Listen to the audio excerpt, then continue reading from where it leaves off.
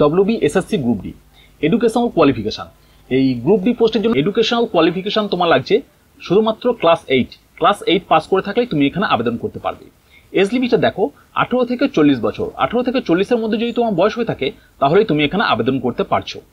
আর বয়সের হিসাবটা করতে হবে, দেখে নাও 1/1/2025 এই ডেট অনুযায়ী তোমাকে বয়সের হিসাবটা করতে হবে।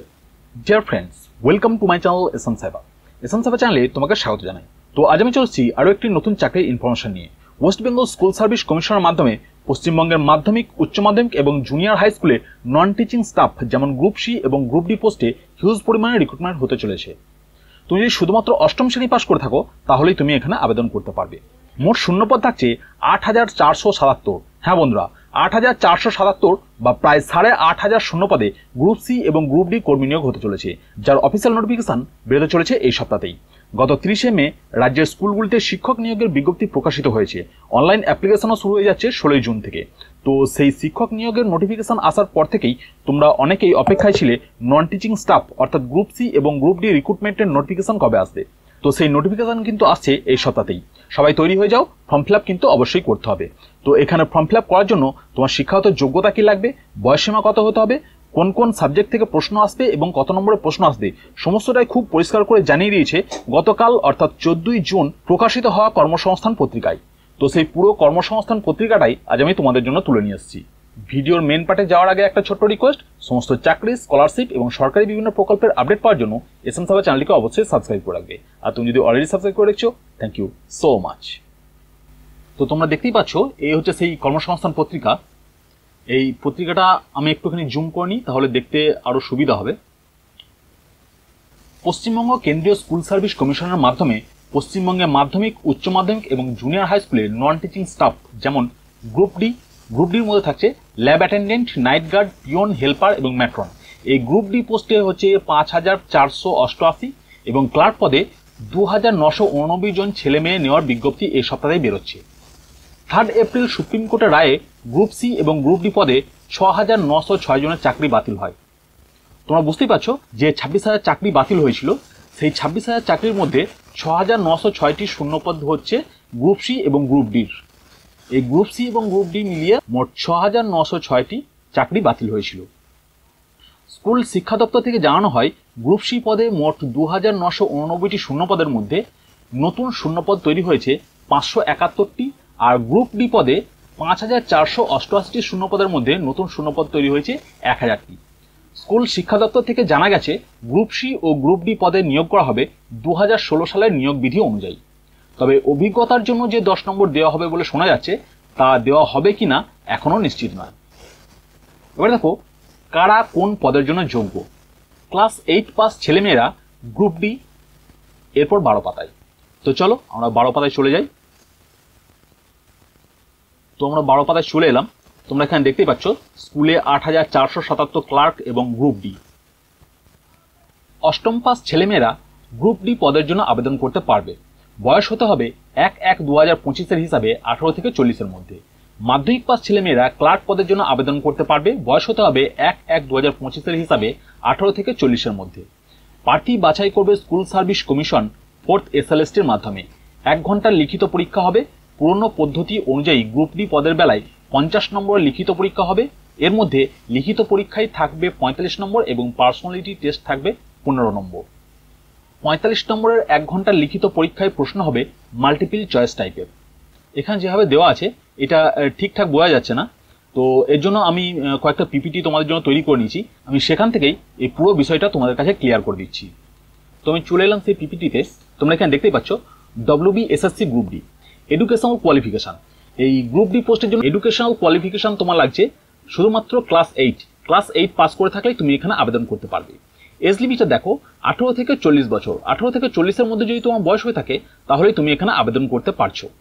আর বয়সের হিসাবটা করতে হবে, দেখে নাও 1/1/2025 এই ডেট অনুযায়ী তোমাকে বয়সের হিসাবটা করতে হবে। আচ্ছা, এবার আসবো পরীক্ষা পদ্ধতি।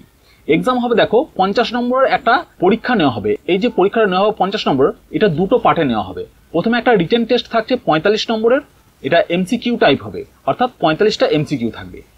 আর এই রিটেন পরীক্ষায় পাশ করতে পারলে তোমাকে পার্সোনালিটি টেস্টের জন্য রাখা হবে, যেখানে তোমার মার্কস থাকছে 5 মার্কস। অর্থাৎ রিটেন টেস্টে থাকছে 45 এবং পার্সোনালিটি টেস্টে থাকছে 5, টোটাল 50 নম্বরের পরীক্ষা নেওয়া হচ্ছে। আচ্ছা, কোন কোন সাবজেক্ট থেকে প্রশ্ন আসবে সেটা একবার দেখে নাও। প্রথমে থাকছে দেখো জেনারেল নলেজ। প্রথমে থাকছে জেনারেল নলেজ। জেনারেল নলেজ থেকে থাকছে 15 নম্বর প্রশ্ন, অর্থাৎ জেনারেল নলেজ থেকে 15টা প্রশ্ন আসবে, 1 নম্বর করে 15 নম্বর। এরপর আছে কারেন্ট অ্যাফেয়ার্স। কারেন্ট অ্যাফেয়ার্স থেকেও 15টা প্রশ্ন আসবে, 1 নম্বর করে 15 নম্বর। এবং আছে অ্যারিথমেটিক। অ্যারিথমেটিক থেকেও তোমার 15টা প্রশ্ন আসবে, 1 নম্বর করে 15 নম্বর। অর্থাৎ 3টে বিষয় থেকে প্রশ্ন আসছে 15 নম্বর করে, অর্থাৎ মোট হচ্ছে 35 নম্বরের রিটেন টেস্ট কিন্তু তোমাকে এখানে দিতে হচ্ছে। আর এই রিটেন টেস্টে পাস করতে পারলে তোমাকে পার্সোনালিটি টেস্টের জন্য ডাকা হবে। এটা গেল গ্রুপ ডি। এবার দেখবো গ্রুপ সি পোস্ট। এখানে তোমরা দেখতে পাচ্ছ WBSSC group C. Educational qualification দেখো মাধ্যমিক পাস। তুমি যদি শুধুমাত্র মাধ্যমিক পাস করে থাকো তাহলেই তুমি এখানে আবেদন করতে পারছো। বয়সটা দেখো 18 থেকে 40-এর মধ্যে তোমার বয়স হলে তুমি এখানে আবেদন করতে পারবে। আর বয়সের হিসাব করতে হবে 1/1/2025, এই ডেট অনুযায়ী তোমাকে বয়সের হিসাবটা করতে হবে। আর এখানে তোমাদের পরীক্ষা নেওয়া হবে মোট 100 নম্বরের। তবে এই যে 100 নম্বরের পরীক্ষা নেওয়া হবে, এটা কোনো একটা পরীক্ষা হবে না, এখানে কয়েকটা ধাপে এই 100 নম্বরের পরীক্ষা নেওয়া হবে। যেমন কি কি, প্রথমে থাকছে রিটেন টেস্ট। রিটেন টেস্টটা তোমার এখানে 60 নম্বরের একটা পরীক্ষা হবে, অর্থাৎ 60টা MCQ থাকবে, প্রত্যেকটার মান হচ্ছে 1 নম্বর করে। তারপর থাকছে একাডেমিক স্কোরে থাকছে 10 নম্বর। আচ্ছা, একাডেমিক স্কোরে 10 নম্বর থাকছে, আর পার্সোনালিটি টেস্ট থাকছে 5 নম্বর, এবং কম্পিউটার টাইপিং টেস্ট থাকছে 25 নম্বর। প্রথমে তোমাকে 60 নম্বর একটা লিখিত পরীক্ষা দিতে হবে। এই পরীক্ষা যদি তুমি পাস করতে পারো তাহলে তোমার একাডেমিক স্কোর চেক করা হবে এবং পার্সোনালিটি টেস্ট হবে। এবং তারপরে থাকছে কম্পিউটার টাইপিং টেস্ট। এই কম্পিউটার টাইপিং টেস্টে থাকছে তোমার 25 নম্বর। টোটাল দেখো 60 নম্বর আর 10 নম্বর 70 নম্বর, আর এদিকে হচ্ছে গিয়ে 25 নম্বর আর 5 নম্বর 30 নম্বর, তাহলে 70 আর 30 মোট 100 নম্বরের পরীক্ষা তোমায় দিতে হচ্ছে। এবার দেখো কোন কোন সাবজেক্ট থেকে প্রশ্ন আসবে। জেনারেল নলেজ থেকে 15টা কোশ্চেন থাকবে, 1 নম্বর করে 15 নম্বর। কারেন্ট অ্যাফেয়ার্স থেকে 15টা কোশ্চেন থাকবে, এখানেও 1 নম্বর করে 15 নম্বর। অ্যারিথমেটিক থেকে 15টা প্রশ্ন থাকবে, এখানেও 15 নম্বর। এবং জেনারেল ইংলিশ থেকে থাকছে 15টা কোশ্চেন, অর্থাৎ 1 নম্বর করে এখানেও 15 নম্বর। অর্থাৎ 4টে বিষয় মিলিয়ে মোট তোমার 4-15 60 নম্বর তোমার কিন্তু লিখিত পরীক্ষা দিতে হচ্ছে। এই রিটেন টেস্টে যদি তুমি পাস করতে পারো তাহলে তোমাকে ডাকা হবে পার্সোনালিটি টেস্ট এবং কম্পিউটার টাইপিং টেস্টের জন্য। তো আশা করছি পুরো বিষয়টা তোমাদের কাছে ক্লিয়ার করতে পারলাম। তো চলো আমরা আবার সেই কর্মসংস্থান পত্রিকাতে ফিরে যাই। এবার শেষের দিকে কি বলা হয়েছে সেটা একটু দেখে নেব। গ্রুপ ডি পদের বেলায় লিখিত পরীক্ষায় পাওয়া নম্বর দেখে মোট শূন্য পদের দ্বিগুণ প্রার্থীকে পার্সোনালিটি টেস্টের জন্য ডাকা হবে। চূড়ান্ত তালিকা তৈরির সময় লিখিত পরীক্ষা এবং পার্সোনালিটি টেস্টে পাওয়া নম্বর যোগ করে মোট শূন্য পদের 0.10 গুণ প্রার্থীর নাম এমপ্যানেলড ও ওয়েটিং লিস্ট প্রকাশ করা হবে। এর মধ্যে এমপ্যানেলড তালিকা থেকেই সবাই চাকরি পাবে, আর ওয়েটিং লিস্টের প্রার্থীদের চাকরি পাওয়ার বিষয়ে কোনো নিশ্চয়তা নেই। ক্লার্ক পদের বেলায় লিখিত পরীক্ষায় পাওয়া নম্বর ও একাডেমিক স্কোরে পাওয়া নম্বর দেখে মোট শূন্য পদের দ্বিগুণ প্রার্থীকে পার্সোনালিটি টেস্টে টাইপিং এবং কম্পিউটার দক্ষতা সহ এর জন্য ডাকা হবে।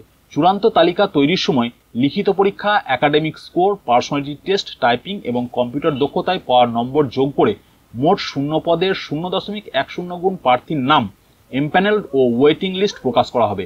এর মধ্যে এমপ্যানেলড তালিকা থেকেই সবাই চাকরি পাবে, আর ওয়েটিং লিস্টের প্রার্থীদের চাকরি পাওয়ার বিষয়ে কোনো নিশ্চয়তা নেই। 2 পদের বেলায় মাধ্যম, ক্যাটাগরি, লিঙ্গ অনুযায়ী আলাদা তালিকা তৈরি হবে। সব পদের বেলায় সবশেষে কাউন্সিলিং এর মাধ্যমে নিয়োগ করা হবে। পরীক্ষা সংক্রান্ত আরও বিস্তারিত তথ্য পাবেন এই ওয়েবসাইটে। কোন ওয়েবসাইটে না, westbengalssc.com। বিজ্ঞপ্তি বেরোলে আরও বিস্তারিত তথ্য আগামী সংখ্যায় দেওয়া হবে। তো তোমরা বুঝতেই পারলে এটা ছিল তোমার গতকালের প্রকাশিত হওয়া কর্মসংস্থান পত্রিকা। সেই পত্রিকা থেকেই তোমার হচ্ছে গিয়ে গ্রুপ সি এবং গ্রুপ ডি সংক্রান্ত যে তথ্য দেওয়া হয়েছে সেই তথ্য আমি তোমাদের সাথে তুলে ধরলাম। ভিডিওটা ভালো লাগলে লাইক শেয়ার করো, আর চাকরি সংক্রান্ত লেটেস্ট ইনফরমেশন পাওয়ার জন্য চ্যানেলটিকে অবশ্যই সাবস্ক্রাইব করে রেখো। আজকের ভিডিও এইটুকুই, দেখা হচ্ছে নেক্সট ভিডিওতে। ততক্ষণের জন্য ভালো থাকবে, সুস্থ থাকবে এবং অবশ্যই পরীক্ষার জন্য প্রস্তুতি নিয়ে থাকবে। Thank you.